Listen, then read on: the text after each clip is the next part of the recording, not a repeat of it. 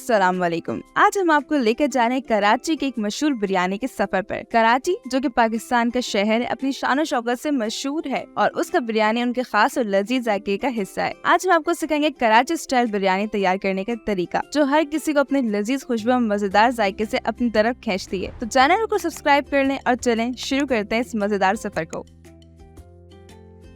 पहले 1 किलोग्राम गोश्त लेंगे। हैंडल पकड़ ये ले। नहीं, ये देखो ना। 1 टेबलस्पून अदरक लहसुन का पेस्ट डालेंगे, 1 टीस्पून नमक और 1/4 कप पानी डालकर अच्छे से मिला लेंगे।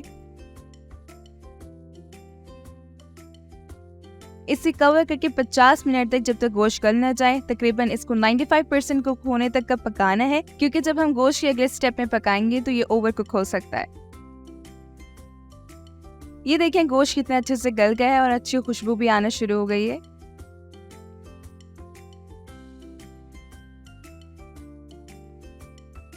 अब एक कढ़ाई में 250 ग्राम तेल डालेंगे।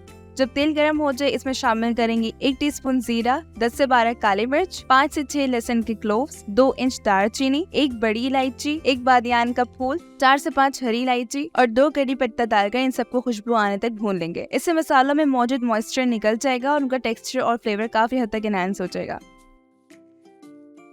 2 टेबलस्पून अदरक लहसुन का पेस्ट डालें और इसके साथ थोड़ा सा पानी भी साथ डालेंगे ताकि ये अच्छे से मिक्स हो जाए और पैन में भी ना चिपके। अब इसे सॉटे करें मीडियम फ्लेम पर 1 मिनट के लिए। 3 से 4 टमाटर का पेस्ट यानी 200 ग्राम डालें और हल्की आंच पर इसे भून लें, तकरीबन 3 से 4 मिनट तक।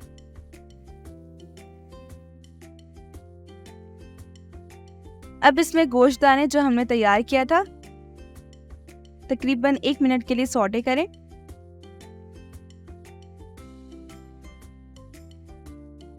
अब 10 से 12 हरी मिर्च का पेस्ट बना लें और फिर इसको शामिल करें और इसे अच्छे से मिला लें। पता है, पेस्ट बनाने से मिर्चों का जायका अच्छे से घुलकर मसालों में मिल जाता है, जिससे डिश को एक मजेदार और कंसिस्टेंट फ्लेवर मिलता है। अब 1 टीस्पून जीरा पाउडर, 1 टीस्पून क्रश धनिया, 1/3 टीस्पून हल्दी powder, 1 teaspoon chilli powder, 1 teaspoon crush chilli, 2 tablespoon biryani मसाले का पाउडर, 1/4 टीस्पून जाफरानी डालकर अच्छी तरह से सॉटे करें। तकरीबन 2 मिनट तक के सॉटे करना है।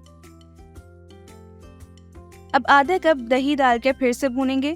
जनरली दही को हल्की आंच पर 2 से 3 मिनट तक भूनना होता है, यह जब तक उसका पानी सूख न जाए और दही थिक ना हो जाए और तेल अलग होने लगे। अब यहाँ पे मैंने 4 कटे हुए आलू लिए हैं, जिसको रेड ऑरेंज फूड कलर में 30 मिनट के लिए भिगो लिया था। इसके पानी को ड्रेन करके इसे डाल देंगे। सबको अच्छे से मिला लेंगे अब और इसे कवर करें और तकरीबन 15 से 20 मिनट तक पकाएं। अब जब तक कि हमारे ग्रेवी तैयार हो रहा है, तो हम यहाँ पर झोल और चावल तैयार कर लेते हैं।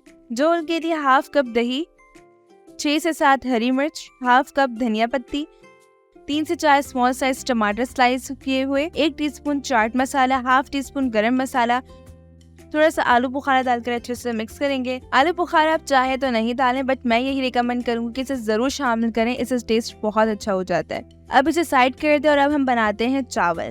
तो जनाब, चावल के लिए 4 लीटर पानी मैंने बॉईल करके रखा है। अब इसमें शामिल करें 4 टेबलस्पून नमक, थोड़ा सा धनिया, 1 टेबलस्पून ऑयल। अब 4 से 5 गोल्डन सेलर और बासमती राइस, तकरीबन 800 से 1000 ग्राम, ये तकरीबन 4 कप शामिल करें। याद रहे, चावल आपने तकरीबन 2 घंटे तक भिगो कर रखना है। अब इन सब को अच्छे से मिला लेंगे। चावल को तकरीबन हमने 15 मिनट तक पकाना है, ये जब तक 95% तक कुक ना हो जाए, क्योंकि चावल को हम गोश्त के साथ भी पकाएंगे तो वो ओवर कुक हो सकता है। तो ये देखिए चावल तैयार है और ये ज्यादा कुक भी नहीं हुआ है। अब पानी को छान कर निकाल लेंगे और आखिर में इस्तेमाल करने के लिए 1 कप पानी निकाल लेंगे, ये आगे हमारे काम आएगा। अब ग्रेवी को देखिए, ये भी तैयार हो चुका है और खुशबू भी लाजवाब है।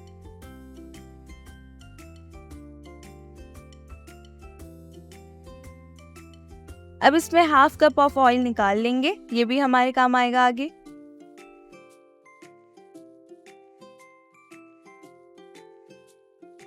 अब झोल डालने के लिए इस तरह जगह बना ले। झोल को इस तरह से किनारों में डालें, बिल्कुल इस तरह से।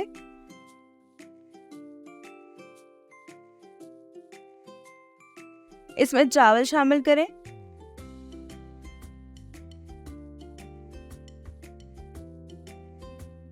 अब जो ऑयल हमने अलग किया था उसे छलनी की मदद से इस तरह डालेंगे। इस तरह चावल का पानी भी डालेंगे जो हमने अलग किया था। अब कीवड़े एसेंस जाफरानी रंग के साथ मिक्स करके इस तरह से डालेंगे, इससे खुशबू और भी अच्छा निखर जाएगी। पहले तेज आंच पर 2 मिनट तक इसे पकाएं, फिर धीमी आंच पर 25 मिनट तक इसे पकाना है। देखिए माशाल्लाह से कितनी अच्छी चावल को शक्ल आई है और ये तैयार हो चुका है। जब चावल मुकम्मल तौर पर पका होता है तो उनका टेक्सचर नरम और हरा भरा होता है। बिल्कुल इसी तरह से इसे अच्छे से मिक्स करेंगे। अब सर्व करने से पहले इसे 15 मिनट तक रेस्ट दे दें और फिर सर्व करें।